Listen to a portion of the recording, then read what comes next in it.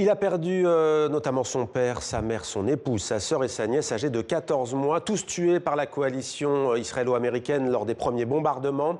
Mojtaba Khamenei est désormais le nouveau guide suprême, c'est-à-dire l'homme le plus puissant d'Iran. Il apparaît également qu'il pourrait aussi être l'homme le plus riche du pays. Florent Krebseg nous a rejoint pour en parler. Bonsoir Florent. Bonsoir.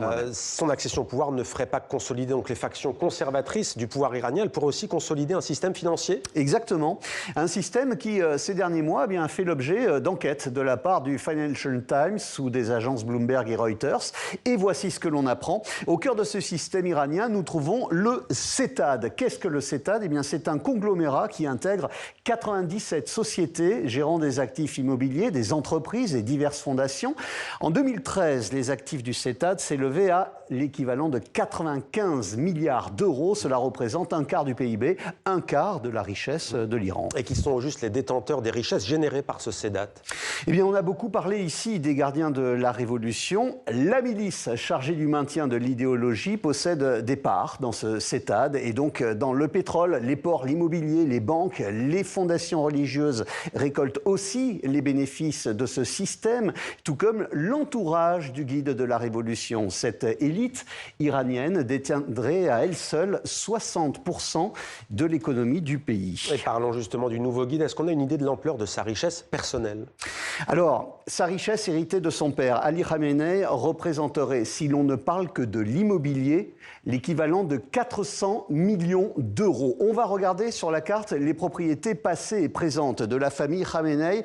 Et l'on va commencer par la station de ski de Kitzbühel, également des propriétés à Francfort, à Paris, à Majorque, un très bel appartement à Toronto, mais le plus beau, si je puis dire, il se situe à Londres. 12 propriétés dans les secteurs les plus huppés de la ville, dont 2 appartements dans le quartier de Kensington Street, propriété du guide suprême iranien, situé juste en face de l'ambassade d'Israël. Et aux dernières nouvelles, Florent, des sanctions ont été prises contre les responsables du pouvoir iranien. Comment se fait-il que le guide suprême n'ait pas été inquiété à ce stade?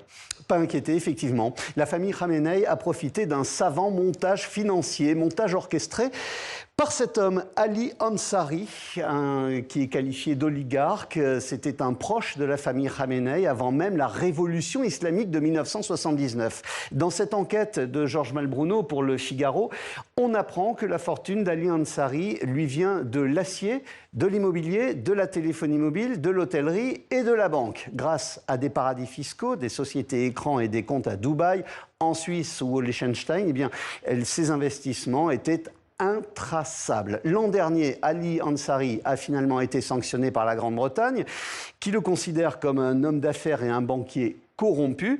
À ce jour, l'Europe ne s'est toujours pas occupée de son cas. Merci beaucoup Florent pour ce point complet donc, et ce volet financier.